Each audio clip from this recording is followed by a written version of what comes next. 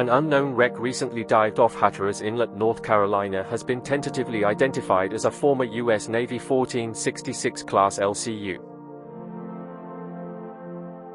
This LCU, or landing craft utility, rests upside down in approximately 140 feet of water.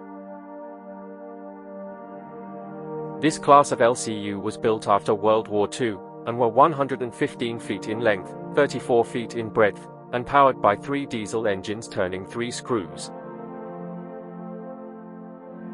Numerous features of the 1466 class LCU are obvious on this wreck, including the flat bottom, triple engines and screws, and the portside stern anchor. The bow landing ramp appears to be missing, and could have been torn loose during the sinking event.